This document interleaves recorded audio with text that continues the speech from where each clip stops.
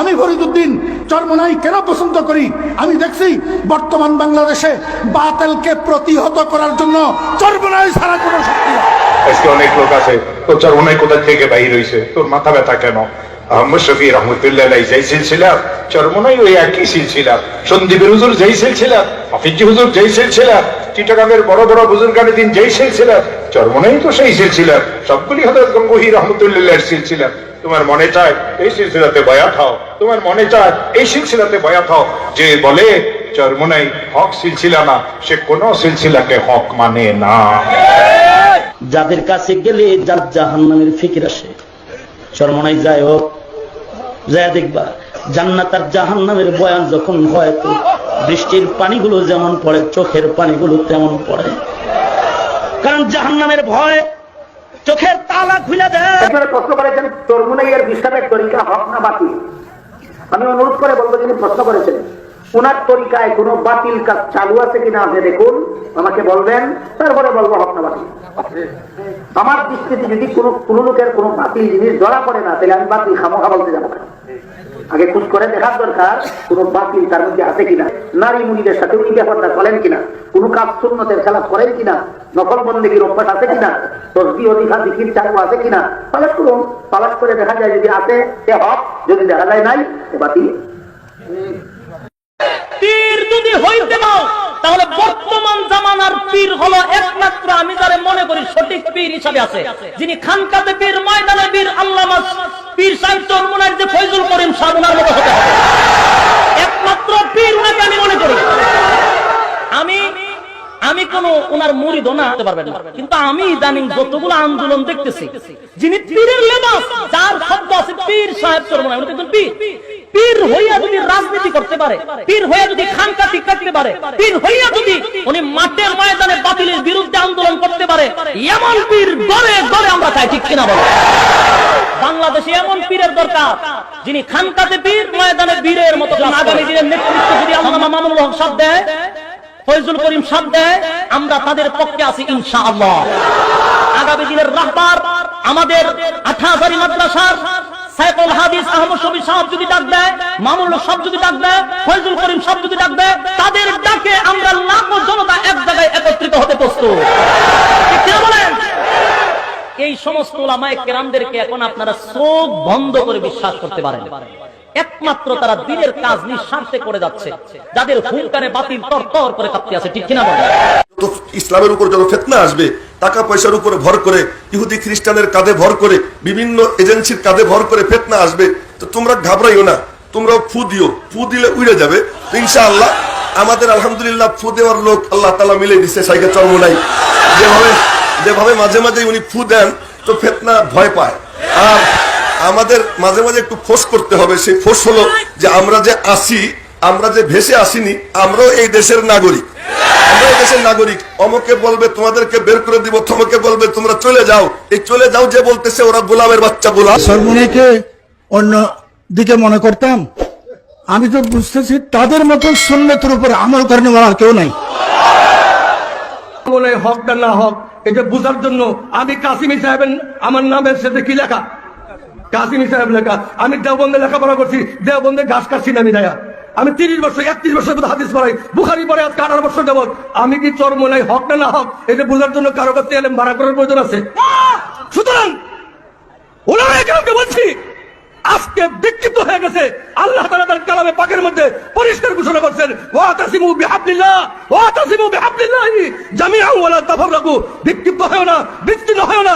আজকে জনসাধারণের চাইতে, যারা সাধারণ রাজনীতি করে, এদের চাইতেও উলামায়ে কেরাম আরো বেশি বিক্ষিপ্ত হয়ে। 2 বছর পরে দারুল উলুম দেওবন্দের মুফতি আজম, যিনি এশিয়া মহাদেশের মুফতি আজম, মুফতি হাবিবুর রহমান খায়রাবাদী সাহেব আসলেন চরমোনাই। তো আমি হুজুরের সাথে বসে একটু রসিকতার সাথে কইলাম, হযরত आप कैसे चरमोनाई में आ गए, आपने केमने चरमोनाई चले আসলেন?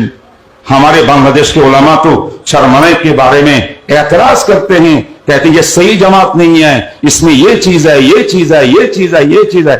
আমি একেবারে হযরতের সামনে চরমোনাই বিরুদ্ধে যত কথা আছিল একদম মজবুত ভাবে বলা আরম্ভ করছি। সেখানে চরমনায় বড় বড় নেতারা ছিলেন, আমার স্মরণ নাই হুজুর ছিলেন কিনা, হয়তো ছিলেন, কিন্তু বাকি আমার কয়েকজন নাম লেখা আছে। তারা চোখ উল্টে হচ্ছে, আল্লাহ আমি কেন মুফতি সাহেব হুজুরকে চরমনায়ের বিরুদ্ধে বলতেছি? আমি তো বলবেন যে আপ মুঝে সওয়াল ইয়ে হ্যায়, ये एतराज हैं, ये इनके आमाल हैं, अब आपसे पूछना है, फतवा तलब करना है, ये चरमनाई हक है या बातिल है। দিলটাকে যদি এইভাবে তৈরি করেন, আমার নবী যখন ওয়াজ করতেন সাহাবা একরাম কেন ওয়াজের মাঠে চিল্লাইতেন? কেন কেন এই চরমনের মাঠে যাই দেখো পাগলগুলো কেন চিল্লায়।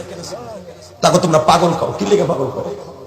ওর কাছে যখন জাহান্নামের বাড়ি শুরু হয় মনে হয় জাহান্নাম হাতে সামনে, তখন ঘর মোড়ায় এমনি মোড়ায় এমনি মোড়ায়, মনে হয় ওর সামনে জাহান্নামের আগুন এখন বুঝে থামা মারবে। এই জন্য চিল্লে তুমি আর আমি বুঝবো না, কারণ এশকের মাঠে তুমি আর আমি যাই নাই। এই জন্য করে কিরম বান্দরের মতো না, এ কথা বলে না। নবীর কিছু কিছু সাহাবী ছিল ওরা জাহান্নামের বয়ান শুনে শিক্ষার্থী শিখে করে দিয়েছে। আলহামদুলিল্লাহ বলতে পারলেন না? কিয়ামতের মাঠেও পড়ে যাইবা শিক্ষা দিয়া। তুই চাইতেছো চরমনের বাতি যেন জমিন থেকে নিভিয়া যায়, আর আমি আল্লাহ যদি চাই চরমনের এই জিকিরের আওয়াজ চলবে, তোর বাপেও বন্ধ করতে পারবে। যতই বিরোধিতা করবি, যতই লেখালেখি করবি, যতই জবান দিয়ে উল্টা পাল্টা বলবি, তোর জবানের ক্ষতি হবে, তোর হাতের ক্ষতি হবে, চরমনের কোনো ক্ষতি হবে না। কথা শাইখে চরমনাইকে বললাম, বারবার মাথার মধ্যে ঘুরতেছে, বনকে दीवाना करेंगे खल्क को दीवाना हम, बरसरे महफिल सुनाएंगे इश्क के अफसाना हम। এক পাগল কবরে শুয়ে রয়েছেন, কিন্তু কত লাখো মানুষকে পাগল বানিয়ে রেখে গেছেন। যেভাবে ইসলামের বিরুদ্ধে বিভিন্ন প্রকারের ষড়যন্ত্র কাদিয়ানি থেকে নাস্তিক পর্যন্ত হচ্ছে, চালিয়ে যাচ্ছে, সমস্ত বাতিলের মোকাবেলার জন্য চরমনাই যেভাবে এগিয়ে আসছেন, তাদের খেদমত কাজকে ভালোবেসে আজকে সর্বস্তরের উলামায়ে কেরাম এখানে একত্রিত হয়েছে। আজকে চরমনাই আগে আমাদের আমির সাহেব আছেন বসা, শেখে চরমনাই আছেন বসা। আজকে সবচেয়ে বড় কথা হলো হেফাজতে ইসলামের মহাসচিব তিনি আছেন, অরাজনৈতিক সংগঠনের বড় জিম্মাদার তিনি বসা। আজকে উজানির পীর সাহেব এখানে বক্তব্য রাখলেন, আরো বিভিন্ন এলাকার পীর সাহেব বক্তব্য রাখলেন। আজকে সেই বিভারিয়ার জামিয়া নিসিয়া, যেটা হাটাদারির পরে সবচেয়ে প্রাচীন মাদ্রাসা, সেই মাদ্রাসার মহতম সাহেব নিজে বক্তব্য রাখলেন। আমার মনে হয় সিংহভাগ উলামায়ে কেরাম ঐক্যবদ্ধ হয়েছেন। আমির সাহেব আপনি এগিয়ে চলেন, সমস্ত বাতিলের মোকাবেলা আমরাই করবো ইনশাআল্লাহ। সংক্ষেপ কথা, প্রথম কথা হইল আমার এই চরমনায়ের এই যে খানকা, এই আন্দোলন, এই জিকির, এই তরিকা সম্পূর্ণ হক পথে আছে। কেউ যদি উল্টা পাল্টা বলে ভুল বলতেছে, এটা হকের উপর আছে। দুই নম্বরের নেতৃত্বে আমাদের শক্তিকে মজবুত করতে হবে। আপনারা লক্ষ্য করেছেন বাংলাদেশ স্বাধীন হওয়ার পর থেকে এই বাংলা সরজমিনে যখন নাস্তিক্যবাদী ধর্মবিদ্বেষী শক্তি মাথাছাড়া দিয়ে উঠেছে, ভণ্ডপীর কাদিয়ানী সম্প্রদায় মাথাছাড়া দিয়ে উঠেছে, আমরা আনন্দের সাথে লক্ষ্য করেছি চরমনাইয়ের হযরত পীর সাহেব, আমির সাহেব, নায়েব আমির সাহেব, আপনারা সবাই ময়দানে বাতিলের বিরুদ্ধে ঝাঁপিয়ে পড়েছেন। আগামী দিনেও আমাদের এই বাতিলের বিরুদ্ধে, তাগুতের বিরুদ্ধে আন্দোলনের জন্য প্রস্তুতি গ্রহণ করতে হবে। আমি 3-4 জনের আড়ালে ছোট মানুষ মনে হয় কুবুসা দেখা যায়, মানুষ কত 1000 মানুষের মধ্যে থাকতে দেখা যায়, মানুষ সবাই আমার তো 4 জনের মধ্যে থাকলে দেখা যায়। আল্লাহু আকবার, আল্লাহর ওলি কেমনে জানি আমরা দেখছি হুজুর আসলে এক জায়গায় চরমনাইয়ের মুরিদরা কি পরিমাণ ভিড় করে বুঝতেই পারছেন। আমার চাইতে সুইতে একবার হুজুর কেমনে দেখে যায়, রফিক সব চলো বিশ্ব হুজুর, হ্যাঁ সব রফিক চাইতে জড়ায় ধরছে, তাই না নিয়ে রুমের ভিতরে ঢুকাইয়া একসাথে বসে খাওয়াইছে। আমি প্লেটে খাইতেছি হুজুর ভাই বরিশালের বড় মাস্টার রফিককে দে, হাফিজুর রহমান সাহেব বলে রফিক সাহেবকে দে মাছ দে। আজাদি ভাই মাদ্রাসা ইউটিউবের সামনে বলছে বাট 1% মিথ্যা না, ওনারা আমাদেরকে মুহাব্বত করেন, আমরা ওনাদেরকে মুহাব্বত করি, শত্রুতা নাই। যে সেক্টরে কাজ করতে পারেন করেন না। আমাদের আহলে দেওবন্দের যারা রাহবার ছিলেন, যারা রাহনুমাই করতেন, ইমারতের অতন্ত্র প্রহরী, এর মধ্যে অন্যতম একজন বীর সিপাহ সালার, আমার কলিজার টুকরা, আমার আমির, আমার নেতা মুফতি সাহেব ফয়জুল করিম দামাত বারকাতুহু আলিয়া হযরত আমাকে বারবার বুঝাইতেন, পাশাপাশি নুরুদা ফয়েজি দামাত বারকাতুহু আলিয়া বারবার বুঝাইতেন যে তুমি তো এই ঘরের সন্তান, তুমি অন্য লাইনে চলাফেরা কেন করো?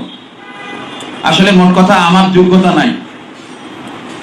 নাই, যোগ্যতা অর্জন করার জন্য যোগ্য ব্যক্তিদের কাছাকাছি দৌড়াই, কখনো তাদের জুতা সোজা করে দিই, কখনো তাদের ওযুর পানি আগায় যার দিই। কারণে বলতেছি যে নিসবতে আমরা একত্রিত হওয়া, হযরত ইসহাক সাহেব রহমতুল্লাহ আলাইহি উনার জীবনটা যেইভাবে কাটছে আর যেইভাবে কাটায়া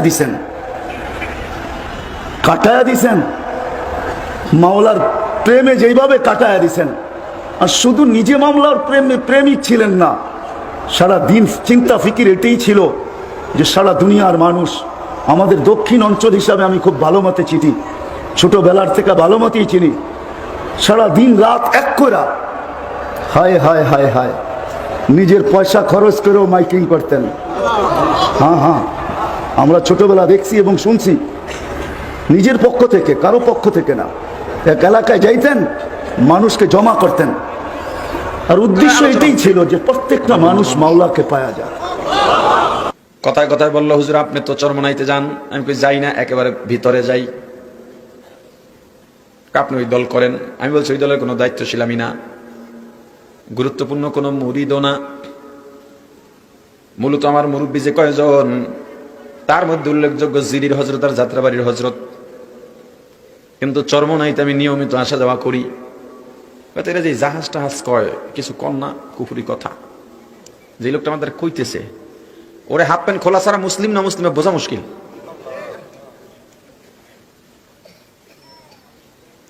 আমি বললাম কেন? জাহাজে তো তেমন সমস্যা দেখি না। কি কর, কিয়ামতের ময়দানে জাহাজ নিয়ে উঠবে, কত বড় কথা। চরমনাই পীর বলছিলেন কিয়ামতের ময়দানে রশিদ আহমদ গাঙ্গুহি, হাজী ইমদাদুল্লাহ মুহাজির মক্কি রহিমাহুমুল্লাহ বড় বড় জাহাজ নিয়ে উঠবেন। একটা উদাহরণ দিয়া বলছেন, যখন নদীর মাঝে, সাগরের মাঝে জাহাজ যায়, বড় বড় তুফান, ওই তুফানে যখন জাহাজটা ভেঙে যায়, মানুষ তক্তা ধরেও বাঁচতে চায়, অথবা জাহাজের মধ্যে যারা থাকে তারাই আল্লাহর ফজলে নিরাপদ থাকে। কথা বলেন ঠিক কিনা? তিনি আসলে জাহাজ দিয়া কি জাহাজ বুঝাইছেন?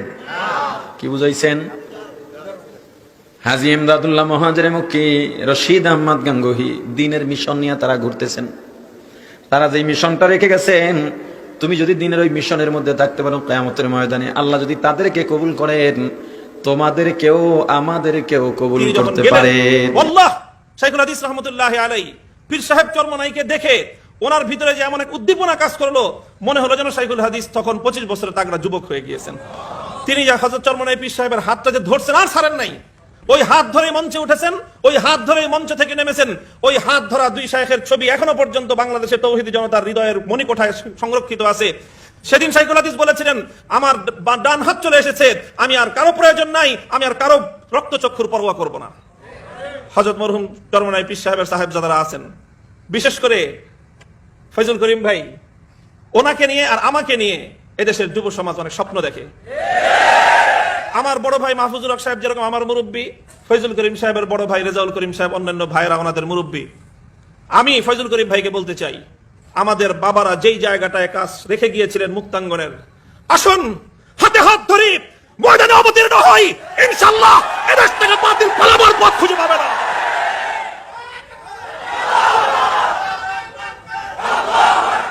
ইনশাআল্লাহ সুম্মা ইনশাআল্লাহ। এগুলো শুধু কথার কথা নয়, শুধুমাত্র মঞ্চ গরম করার বক্তব্য নয়। আমি হৃদয়ের গভীরতা থেকে বলছি, ফয়জুল করিম ভাইয়ের সাথে দীর্ঘ বহুদিন আগে, যখন তিনিও ফয়জুল করিম না আর আমিও মামুনুল হক না, তখন আমরা দুইজন পল্টনের ওই সোহাগ হোটেলে বসে ফালুদা খাইছি। উনি আমাকে আপ্যায়ন করেছেন, বলেছিলেন যে মামুন ভাই আসেন, আমরা ঐক্যবদ্ধ হই এবং দীর্ঘ লং টার্ম পরিকল্পনা নিয়ে আমরা কাজের ময়দানে অগ্রসর হই। আমি সেই কথা স্মরণ করিয়ে, ভাইয়ের স্মরণ আছে কিনা জানি না, আমার স্পষ্ট মনে আছে, তিনি আমাকে আপ্যায়ন করিয়েছিলেন জোর করে। তো সেই জায়গাটা থেকে আসুন আমরা হাতে হাত রাখি। দীর্ঘমেয়াদী আমাদের বড়রা ঐক্য গড়েছিলেন। শাইখুল হাদিস এবং চরমনাই পীর সাহেব রহমতুল্লাহি আলাইহি বাংলাদেশী ইসলামী আন্দোলনের জন্য যে ঐক্যের ভিত তারা তৈরি করেছিলেন, নানা অনভিপ্রেত কারণে, অনাকাঙ্ক্ষিত অনেক কারণে তার মধ্যে অনেক সময় ব্যাঘাত ঘটেছে, কিন্তু কখনোই ইনশাআল্লাহ আমরা এতটা দূরে সরে যাইনি যে আমরা পরস্পর একে অন্যের শত্রুতে পরিণত হব, আলহামদুলিল্লাহ। তবে আমাদের মধ্যে কাঙ্ক্ষিত যে ঐক্য, কাঙ্ক্ষিত যে নৈকট্য, কাঙ্ক্ষিত যে একতা দরকার, সেই একতার মধ্যেও আমরা নেই। কাজেই তবে এজন্য আমাদের ভবিষ্যতে আরো ইস্পাত কঠিন, দৃঢ় মজবুত ঐক্যের ভিত তৈরি করা দরকার।